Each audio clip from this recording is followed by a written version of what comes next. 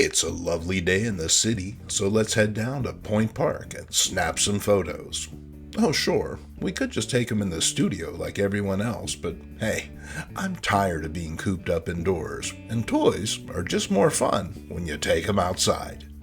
Mego's 50th anniversary re-release of their classic DC superheroes first appeared at Walmart before spreading out to other retailers, but if you haven't encountered them yet, that should come as no surprise. These re-releases have been very popular with both collectors and the casual buyer, so finding them has been a bit of a trick. These particular toys came our way thanks to Brother Dennis, who ordered them online after hunting for weeks. And speaking of hunting, from what I understand, Green Arrow is in here somewhere. Let's track him down. Originally released in late 1974, the Green Arrow has always been one of the line's most striking offerings. From the peak of his Robin Hood-style cap down to the plastic soles of his standard hero-issue boots, the figure has an aesthetic and visual grab that sets him apart from basic body stocking types like The Flash or Green Lantern. First appearing in More Fun Comics 73, Oliver Queen and his Emerald alter ego proved a minor success, although sharp-eyed readers couldn't help but notice similarities between Queen and DC Comics' other mass millionaire, Bruce Wayne. GA used a cave as a base of operations, fought crime with a series of self-financed gadgets while driving around in an Arrow car. Luckily, comic creators Neil Adams and Dennis O'Neil decided to take Ollie in a different direction, playing down the character's similarities to the Dark Knight in favor of giving him anger issues and an aggressive, in-your-face attitude, closer to that of the young idealist who'd sprung out of late 1960s counterculture. His look changed as well, morphing into more of the idealized Sherwood Forest-type G that we see here. The figure's most striking aspect is undoubtedly the head sculpt, which features a green domino mask and a lush, pointed goatee. Many folks don't realize that this is a repurposed Long John Silverhead from the Mego Pirates line, so effective is the reuse. But that's not all. Ollie also borrows a bow from Mego's sister line Robin Hood, along with using the aforementioned standard boot mold. However, the rest of the figure is all Ollie. The distinctive cap was originally produced in soft rubber. However, here Mego has reissued it in a hard plastic, which prevents it from clinging to the head like the original. In fact, my figure's hat was attached with a large wad of tape, which left an adhesive residue all over the top of his head. Pretty crummy. The quiver is made of a better plastic than the hat, and I know because repros are often hard to the point of being brittle, problematic with such thin shoulder straps. The reproduction detail is solid, perhaps not as sharp as the original, but with my eyesight, I can hardly tell. It attaches to the body at 3 points, both shoulders and around the waist, with a thick belt. He sports the tunic over tights look popular in theater and cinema. Think Sandy Duncan or that one peanut butter mascot. The figure has cloth sleeves to simulate bare arms, presumably to keep the armbands from slipping all over the place.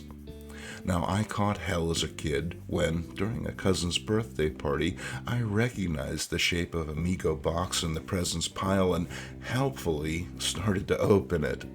My excitement at discovering it was Green Arrow was only partially mitigated by the bony wrap of my grandmother's knuckles, the pain secondary to my amazement at the mere existence of such a thing. And no, I'm not proud of that behavior, but I think it speaks volumes about my passion for these figures and the pleasure that can come from these reissues. Okay, we found the Green Arrow, but where is the Flash? That's what kids like me were asking back in the line's heyday. After all, the fastest man alive appeared in his own comic, was a member of the Justice League, and even had his own cartoon. So why didn't the character receive a figure in the world's greatest superheroes lineup? Hard to say, really. Decisions made behind closed doors 50 years ago remain obscured in a funky haze. However, it's safe to say that if Mego had done the Flash way back when, he would have looked a lot like this. The figure is red. Really red. In fact, it was this limited palette which prevented me from ordering my own figure when they were offered. In the photos, he just looked kind of phoned in, and so I passed. In the words of Arnie, big mistake. The figure here came out great, and may be in fact one of the line's highlights so far. Unlike Green Arrow, the Flash's origin is a little more complicated. Suffice to say, this version of Barry Allen is a former police forensic scientist who was struck by lightning after being doused by a fallen rack of chemicals. I'd say don't try that yourself, as there are no guarantees that it will result in you gaining superpowers, except there is, as seen here. Proceed with caution, folks. The head sculpt is good, although I'm thinking that if Mego had offered the character back in the day, he may have had a slight smirk. It's not that the sculpt lacks personality, but the stoic expression is closer to Batman than Barry. The wings on the head and boots are flush, in keeping with the one-piece mold style favored by the company. It's not a deal-breaker, but far more streamlined than modern incarnations of the character. The red jumpsuit fits nicely, although the fabric is a bit thicker than the original style of material Mego used. Subsequently, this can cause some unspeedster-like bunching. Looking at the photos, you may note the lack of bend to the limbs, specifically the knees. This is due to the new Mego body and the weird hybrid design of the joints, which prevents more than a 35-degree bend. That said, the joint's lateral movement offsets the issues to some extent, allowing the character the ability to hold more natural standing or running poses than before. It can be frustrating, but posing the originals could be frustrating too. Like the song goes, you take the good, you take the bad, you take them both, and then you have. The new Mego offerings have largely been a success. Oh sure, there have been a few bumps in the road, what with quality control and distribution issues, but at $20 bucks a pop, the figures are worth the extra legwork to track down. In fact, the first line of villains has started hitting shelves, so as soon as we find those, we'll take a look in. In the meantime, all this picture taking has led to some hungry stomachs, so let's head into town and see what we can find. Now, I've been going to the Mandarin Gourmet for over 30 years now. It's old school Chinese without all of today's nonsense, bells and whistles. In fact, they still even offer a lunch special, which is always a great way to get my attention. My tea appeared in a flash, quickly followed by this savory bowl of hot and sour soup. Of course, I had to have an egg roll, as dunking it in the soup provides a taste sensation that can't be beat.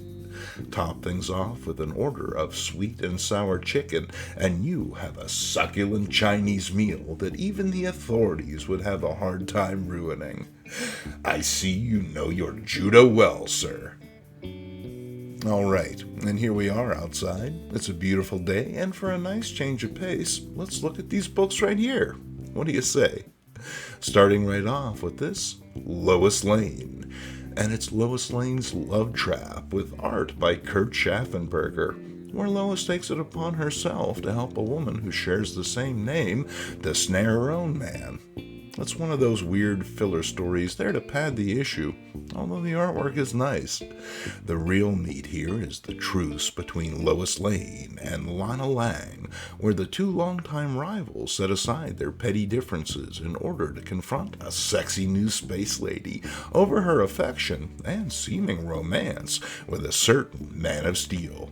And why wouldn't Soups be into her? She can turn dogs and guys into stone with a glance.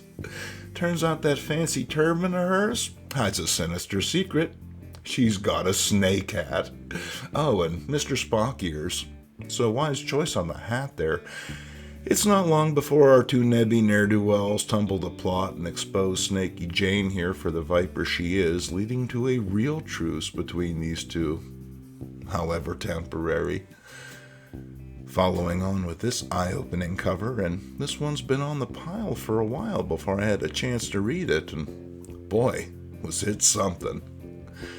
Kal-El as a super fascist is a concept so well explored it has entered into trope territory, but when this issue came out it was still a relatively unexplored idea. The issue begins with a gone-to-seed Batman about to be executed by state-sponsored thugs, leading them to wonder where it all went wrong. Was it the time that they discovered Superman's disfigured twin brother chained to a meteor in space? Because that was a fairly loaded situation, with his mother hiding the kid in a cave because Jor-El was a bit tetchy about recessive genes and all. Of course, it comes back to bite Kal in the ass, with his super brother putting 30-odd years of anger and resentment to solid use.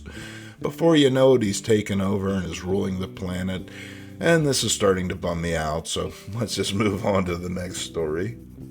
In one form or another, the Black Canary has been fighting crime since 1947. With her distinctive blonde hair and fishnet stockings, the characters appeared in many titles, as well as serving in both the Justice Society and Justice League, albeit generationally. Here she enjoys a solo spot, sharing a motorcycle with a werewolf before encountering a sinister businessman type who wants Birdie for his own menagerie. I can't imagine being chained to a wall like that. I sleep wrong, and my arm hurts for a week. And this is where Green Arrow steps in, billed separately even though the story shares the same creative team as the previous. Honestly, I don't remember reading that many Green Arrow comics back then, DC Explosion or no. You see more of a representational archetype than a main player, there whenever they needed to fill out a toy line or sticker pack. It wasn't until years later that I read his stories alongside Green Lantern, and by that point, they felt a little corny to my post-teen sensibilities. Unless you were wondering if the Flash shows up in these comics, yep, for a single panel. Such are the perils of monitor duty. Sal Amendola's artwork gives the story a disco-era vibe that fits with the tone established by writer Jerry Conway, an odd slice of life from a little-explored corner of the DCU. Speaking of the DC Explosion, here's some Action Comics, and it's Crisis of the Crime Lords. You may have heard a certain peroxide blonde loving head of state once say the word crisis was synonymous with the word opportunity, and while that wasn't exactly true, DC has used the term as an opportunity to generate a load of coin. Dig the Hall of Hate with Lois in an electric chair and Jimmy Olsen with a noose around his neck. You hate me. You really do hate me. So much so, the super foes come back from the dead, reassembled on a molecular level after blowing themselves up real good in a previous issue. Only now they want peace, as seen here by this comical assemblage of warships. What, you couldn't just buy an ad in the Daily Planet? Turns out the villains have seen visions of the future, where their conflicts with the Man of Steel lead to devastating consequences for the planet. Unable to refute this, Superman agrees not only to a detente, but is seemingly duped by the villains' evil plans. Instead of ending the story properly, then DC gives readers a metamorpho story, which absolutely no one asked for. Nice bait and switch. I'll buy a Marvel next time. And here's a book that you may have seen in the last video that we shot at Ides. That's right, I was digging through the Mylars when I came across this book, and, I just had to read it for myself. The Rainbow Faces of Superman is an offbeat tale in that Silver Age tradition. It's the Big K, kryptonite for the dogmatic among you, and the radioactive rock is working its usual mayhem in Superman's universe. Pretty uninspired as concepts go, but not nearly as much as that Rainbow Lantern thing the company tried a few years back. Talk about diluting your brand. Sure, vanilla and cherry coke exist, but you sure as heck aren't going to mix them with your good rum. That said, the scene of Superman stuffing a fish into an inflatable balloon shaped like a middle-aged man makes it worth a cursory look, at least. Then, shake hands with Prophet, the DC way. Here's a book that all you OGs should be able to appreciate. That's right, it's an old guy giving the business to Superboy, no less. What's the secret? Let's find out. The cover paints an odd scenario, one that the inner pages do not bear out. It's almost like the cover was meant for an entirely different issue, what with half of the story being taken up by Lana Lang and her antics. I don't know. Imagine if you bought a copy of Spider-Man and half the dang book was Aunt May doddering around the house feeling dizzy. You'd feel burned, and justifiably so. DC wasn't shy about this sort of thing, making these books kind of frustrating. If I want to read about errant teens, I'll pick up an Archie, thanks. At any rate, the super runt of Steel. Mad science reigns supreme, although the decision-making process when it comes to handing out powers always puzzled me. Surely you could find someone other than convicts and sociopaths to give super abilities to. Heck, I'll throw my hat in the ring, and I promise I won't even beat up Superboy. Who am I kidding? Of course I'd beat up Superboy. Gotta do something to keep that damn kid and his dog off my lawn. Check this out on the back page, featuring Jimmy O in the catbird seat. Hell dude, brothers. And then, wrapping it up, here we enter the heart of darkness. Absolutely, madness lies within, ladies and gentlemen. It's Lois Lane. And it's an 80-pager, so you are in for some full-bore insanity, as only Ms. Lane and her coterie of complexes and compulsions can deliver.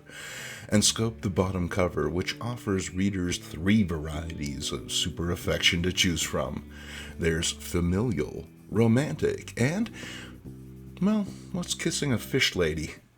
Other than unsatisfying without a tartar sauce chaser anyway. But I kid the mer people. You're all right. In Lois Lane's Super Daughter, we see how Lois and Cal adopting Cousin Kara might have gone. I am not the only being from Krypton on Earth. I've a Supergirl cousin, a teenage orphan named Linda Lee. Let's adopt her. Huh? Well, anything you say, dear. Way to assert yourself, Lois.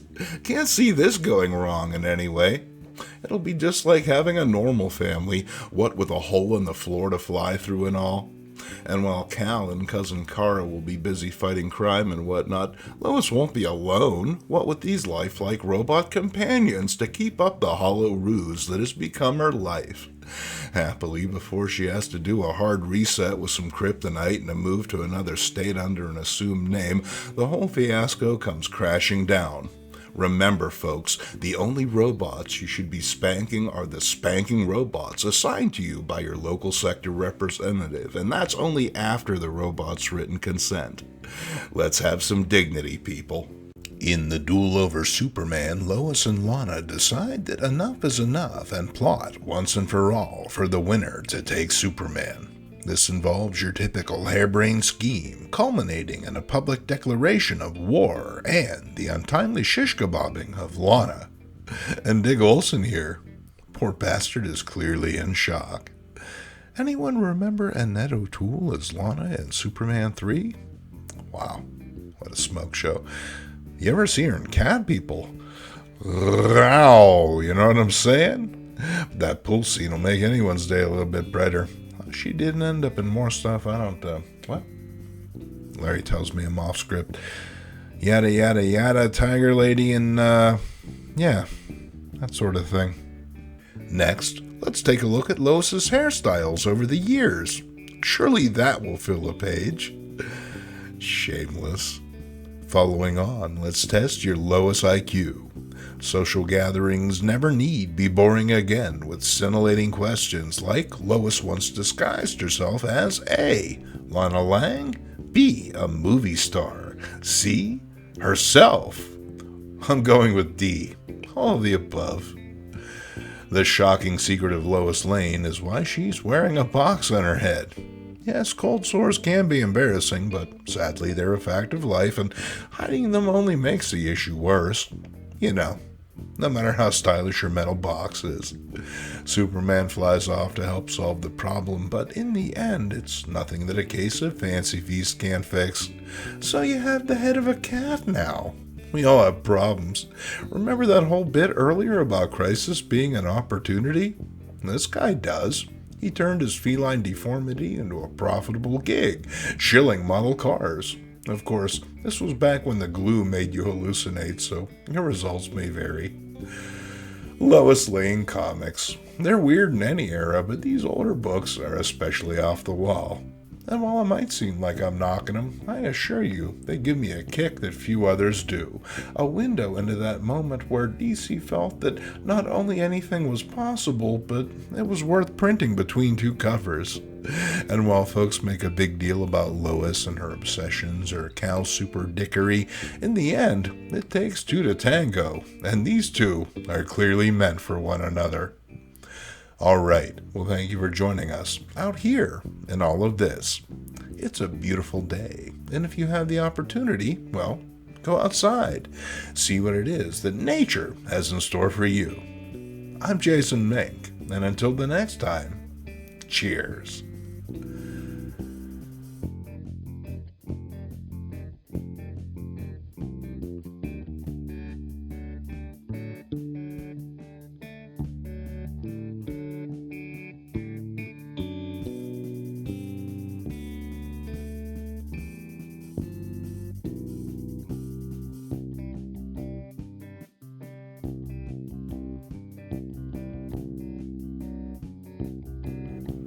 I'm having a hard time with the new stadium name. I don't know. I think I like the old one better.